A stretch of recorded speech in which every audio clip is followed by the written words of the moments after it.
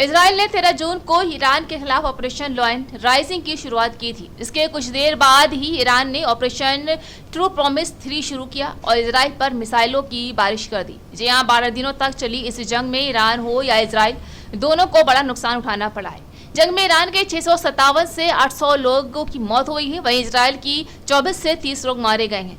मरने वालों में ईरान के 200 से 365 सैनिक थे, जबकि इजराइल में सैनिकों की मौत से जुड़ा कोई आंकड़ा अब तक सामने नहीं आया है। घायलों की बात करें तो ईरान में 2500 से 3500 लोग घायल हुए हैं, जबकि इजराइल में 804 लोग घायल होने की खबर सामने आई है। वहीं इजराइल के हमलों का ठीक वैसा ही जवाब ईरान ने भी दिया जिस तरह से इजराइल ने दिया था।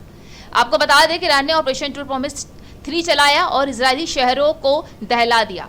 इजराइल के तेल अवीव, हाइफा और बीशोवा शहर को जबरदस्त नुकसान पहुंचा है। इसके अलावा इजराइल की कई प्रमुख इमारतों को तबाह कर डाला गया है, जिसमें मोसाद हेडक्वार्टर, आईडीएफ हेडक्वार्टर, तेल अवीव स्टॉक एक्सचेंज और सोरोका मेडिकल स्टोर शामिल है। साथ ही हाइफा बंदरगाह, हाइफा नौसैनिक अड्डे और तेल रिफाइनरी को भी नुकसान पहुंचा है।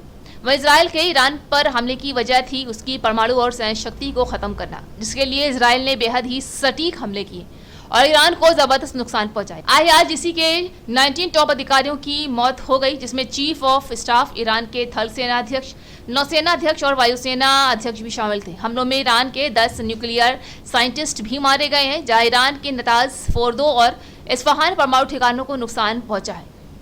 तो यह अमेरिका इस जंग में सीधे तौर पर आखिरी 24 घंटे में शामिल हुआ था। ऐसे में अमेरिका को सैन्य मोर्चों पर कोई नुकसान पहुंचा, लेकिन इजराइल ईरान युद्ध में अमेरिका को जो नुकसान पहुंचा है वो इससे भी कहीं बड़ा है। युद्ध में अमेरिका की छवि को बड़ा नुकसान पहुंचा।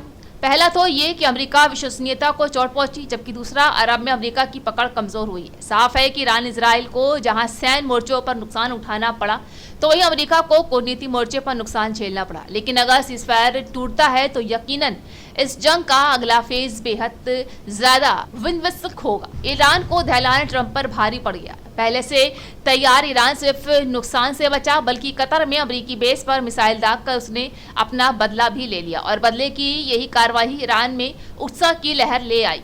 ईरान की कई कार्रवाई अमेरिका के खिलाफ सीधी चेतावनी थी और ईरान की खुशी बता रही है कि ईरान लोग अमेरिका से टकराने के लिए तैयार है, यानी ट्रंप को युद्ध में एंट्री लेना भारी पड़ गया।